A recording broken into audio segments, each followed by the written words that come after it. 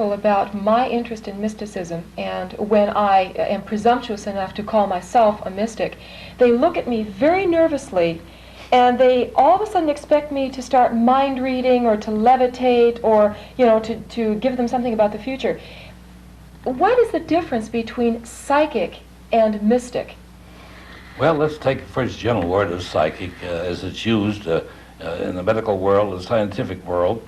It means the subliminal faculties of man.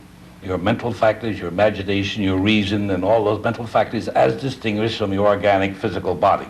That's the way it started. I mean, that's the definition there. Now, the word psychic actually began with the mythological character Psycho. And she was a goddess. And she was very beautiful, and Venus was envious of her and tried to destroy her and so on. But to get down to basics, the word, that word psycho meant butterfly and soul, both.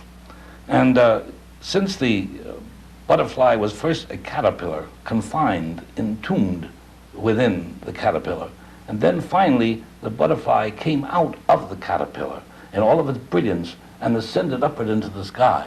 Therefore, that symbolized then the release of the soul in that sense. And there is where the psychic then became associated with spiritual values and uplift in that time, and became to represent the soul and the spiritual side of man. So in other words, psychic are just additional sensory functions of the human being that seem to not be limited by this physical case. That's right. And because of that, they've been associated with this spiritual sort of thing. That's right. And the ascent upward and so on of man is sent in that form. And so far as psychic and mysticism are concerned, psychic phenomena, the different phenomena of the human organism that is psychic because it's not material, has been associated with or related to, or say we hung on mysticism, which it hasn't anything to do with it. Telepathy and all of those subjects have nothing to do with mysticism, really. Again, by our definition, as we've been discussing here, mysticism is the experience of oneness. Of oneness, that's right.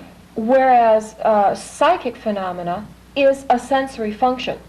Well, yes, it's you might say a sensory function higher than the usual receptor senses and so on like that. Exactly. It is the more subliminal part of yourself, the higher emotions, the higher sentiments, and so on like that. Is it necessary to be psychic in order to be a mystic? Well, it all depends how you mean that. In other words, you have to resort to these psychic functions, psychic side of yourself, the subliminal, the higher emotions and sentiments of yourself, the subconscious and so on, to really become a mystic. But you don't have to go into all the side aspects, the phenomenal side into parapsychology and so on, to be a mystic whatsoever.